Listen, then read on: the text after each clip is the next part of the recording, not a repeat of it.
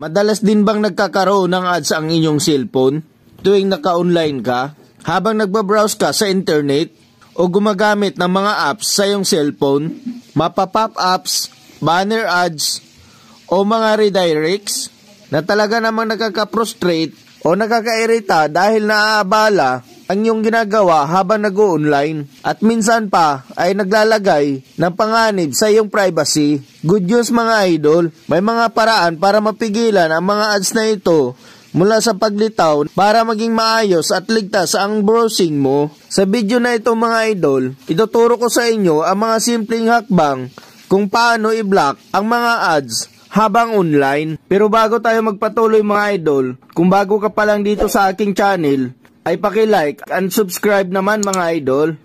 At pindutin mo na rin ang notification bell para lagi kang updated sa tuwing may bago akong video na ina-upload. Tara, simulan na natin!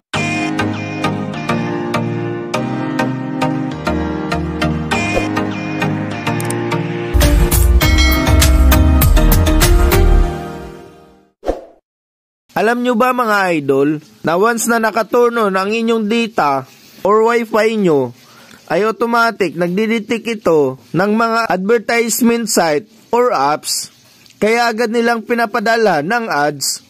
Para maiwasan ito, panoorin nyo ito mga idol.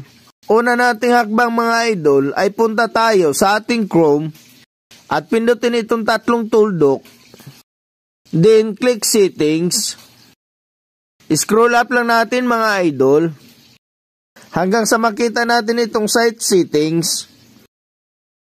Scroll up at hanapin ang pop-ups and redirects. Para ma-block natin ang mga pop-ups, ads and redirects na ito mga idol, ay kailangan natin itong i-turn off. At nakalagay na dito mga idol, block sites from showing pop-ups and redirects. Kasi pag naka-turn on ito mga idol, makikita nyo may nakalagay na allowed. So ibig sabihin, open ang cellphone nyo for pop-ups and redirects. Kaya check nyo mga idol, baka naka-turn on ito sa inyong mga cellphone. Number 2, steps na kailangan nating i-check mga idol.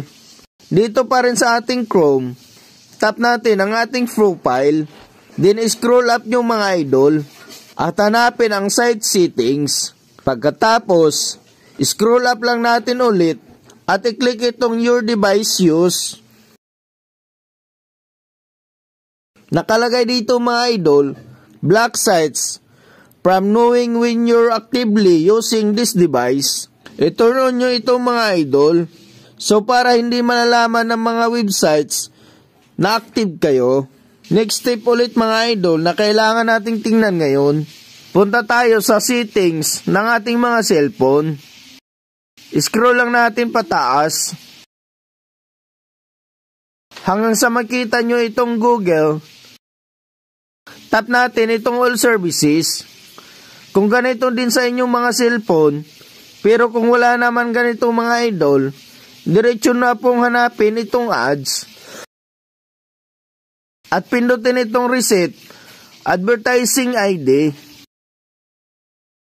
Then click confirm. Ang pag-reset ng advertising ID mga idol ay nakakatulong para mapigilan ang tracking ng iyong device mula sa isang advertising sites or application. At dahil dito nalilimitahan ang mga ads. So yun lang mga idol, check nyo rin ang inyong mga cellphone. Baka sakaling hindi nyo pa ito nagagawa at i-apply nyo rin mga idol. Baka sa paraang ito mawala na ang problema mo sa mga nakakairitang ads na laging pumapasok sa cellphone mo. Kung gusto nyo ng mga tips at updates na gaya nito, subscribe for more. Thank you for watching.